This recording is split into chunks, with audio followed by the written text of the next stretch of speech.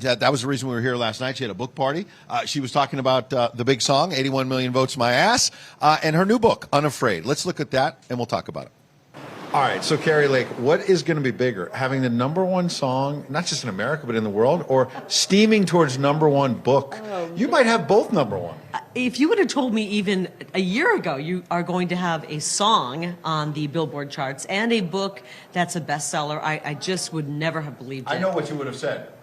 Put down Hunter's crack pipe. Because that's in the song and everyone loves that. Right. But you know what? God's amazing. And when I walked away from my dream career and said, I can't do this anymore, it's become propaganda, and the people said, would you please run for office?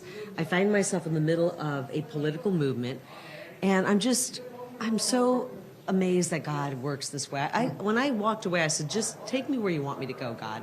And we have an amazing movement, and it's happening across the country. I'm glad to put it on the pages of the book. Anybody who's written a book out there knows that when you're writing it, when you first start, you go, is this really going to materialize? And so to hold this book in my hands, I can't tell you how good that feels. I'm really proud of it. It's a good book.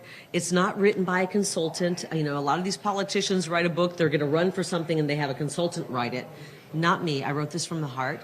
A 30-year journalist. I love to write, and I think it's a page-turner. Everyone who's read it... I started, and I'm loving it so far. Good. And President Trump wrote a beautiful foreword. You can just hear his voice in it, and I'm excited about it.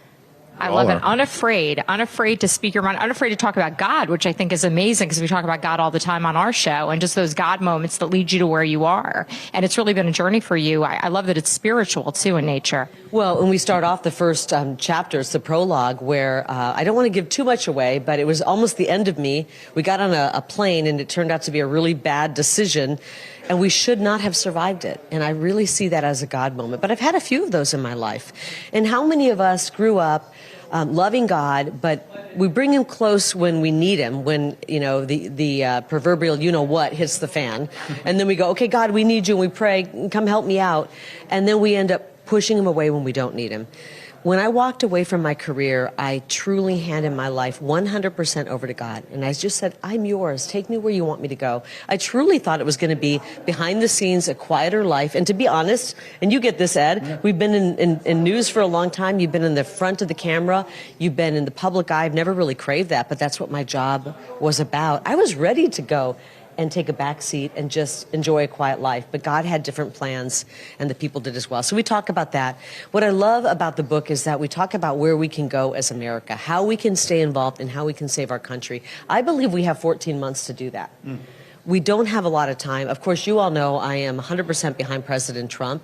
I've gotten to know him. I call him a friend. I've gotten to know his family, the most upstanding family I know. He's incredible. His beautiful wife, Melania, is amazing. His children are incredible. They've given up so much for our country. Conversely, we have a traitor sitting in the White House who did not earn that seat. The voters didn't vote for him. And we now know he is a complete sellout to our enemy, the CCP. And we can't, as Americans, allow this to happen. This is our time to stand up and say, no, we're not going to allow for rotten, corrupt, rigged elections, for corrupt people to control our elections and trample on our vote. So we've got a lot of work to do as Americans, but we just need to remember that the power lies with we the people.